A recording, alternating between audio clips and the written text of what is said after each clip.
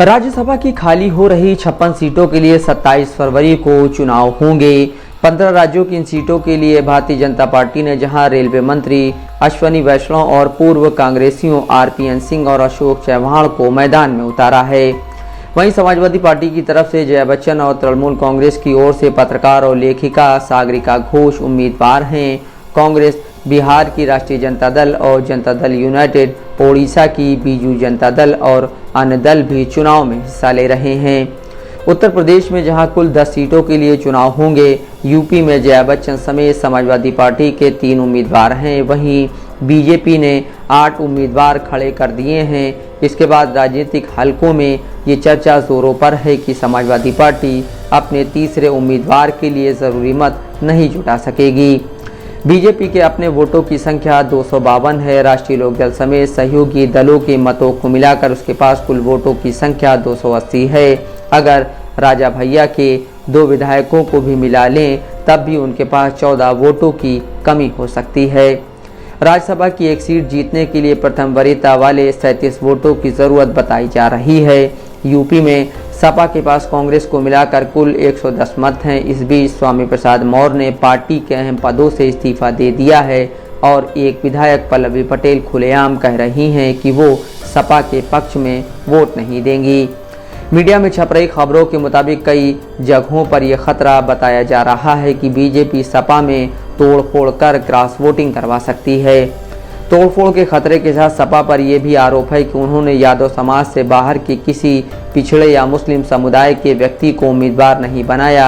हालांकि अखिलेश यादव 2024 आम चुनावों के लिए पिछड़ा, दलित और अल्पसंख्यक के फार्मूले की बात करते रहते हैं। सपा के उम्मीदवारों में से 2 जया बच्चन और आलोक रंजन कायस्थ समाज से ताल्लुक़ रखते हैं, जबकि रामजीलाल सुमन दलित हैं। उत्तर प्रदेश से सटे बिहार में इंडिया गठबंधन के दूसरे सहयोगी दल लालू प्रसाद की राष्ट्रीय जनता दल में भी किसी मुसलमान को टिकट न दिए जाने और तेजस्वी प्रसाद के निजी सचिव संजय यादव को उम्मीदवार बनाने को लेकर कई तरह के सवाल उठाए जा रहे हैं। आरजेडी ने मनोज कुमार झा, संजय यादव और कांग्रेस के खाते से अखिलेश प्रसाद सिंह को मैदान में उतारा है। बीजेपी की तरफ से भीम सिंह धर्मशीला गुप्ता हैं। जदयू के खाते से संजय कुमार झा ने नामांकन भरा है। मध्य प्रदेश में यूँ तो 5 सीटें खाली हो रही हैं, लेकिन उसमें सबसे अधिक चर्चा कांग्रेस उम्मीदवार अशोक सिंह को लेकर है, जिनको लेकर कहा जा रहा है कि वो राहुल गांधी की पहली पसंद नहीं थे। खबरों के मुताबिक राहुल गांधी अपनी सहयोगी मीनाक्षी नटराजन को मध्य प्रदेश के रास्ते राज्यसभा भेजना चाहते थे, लेकिन सूबे के दिग्गजों दिग्विजय सिंह और कमलनाथ ने उन्हें अशोक सिंह के पक्ष में राजी किया। महाराष्ट्र में कांग्रेस छोड़ शिवसेना शिंदे गुट में शामिल हुए मिलिंद देवड़ा राज्यसभा चुनाव में उम्मीदवार हैं। मध्य प्रदेश से सटे महाराष्ट्र में कांग्रेस छोड़कर हाल ही में बीजेपी समेत दूसरी पार्टियों में शामिल हुए 2 लोगों अशोक चव्हाण और मिलिंद देवड़ा को राज्यसभा भेजे जाने के पार्टी के फैसले को लेकर राज्यसभा का मुकाबला दिलचस्प हो गया है।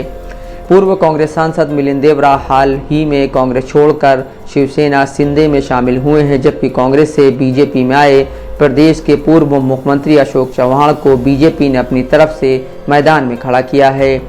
मिलिंद देवड़ा की उम्मीदवारी को लेकर तो चर्चा ये रही है कि उन्हें शिंदे गुट का रास्ता इसलिए सुझाया गया क्योंकि बीजेपी के पास इस समय ऊपरी सदन के लिए कोई वैकेंसी नहीं थी।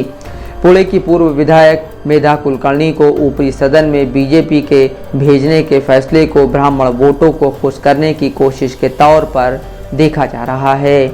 मोन्टू राजा, दस्तक लाइव न्यूज़।